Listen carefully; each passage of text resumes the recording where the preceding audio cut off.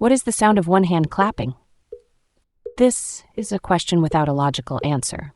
It is a koan dash, a riddle used in Zen Buddhism to push the mind beyond its habitual way of thinking. A koan does not seek a right answer.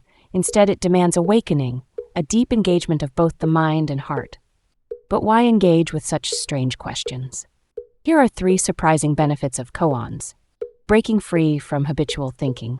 We are conditioned to think in predictable patterns. A question demands an answer. Koans shatter this mechanism, forcing us to see the world differently without ready-made solutions or preconceived notions. Example, imagine you are stuck in a difficult situation.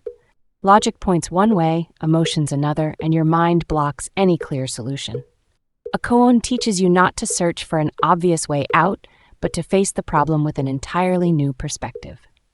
This cultivates mental flexibility, a skill that is valuable in everything from work to personal challenges. Patience and resilience. Working with a koan isn't a sprint, it's a marathon. You might wrestle with it for days, weeks, or even years. The answer may never come, but the process itself teaches you to embrace uncertainty. Example, imagine a time in your life when things are not going as planned. Expectations crumble, plans fall apart. A koan reminds you that it is not always about finding the answer, but about learning to wait and remain present. This builds patience and emotional resilience, helping you navigate life's uncertainties with calm and strength. Awakening intuition. A koan bypasses logic and taps into your intuition.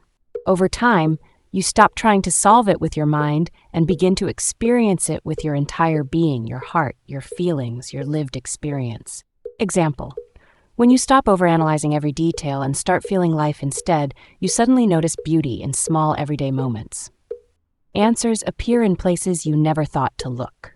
This isn't about understanding in the conventional sense. It's about living the question. A koan is like a strange friend.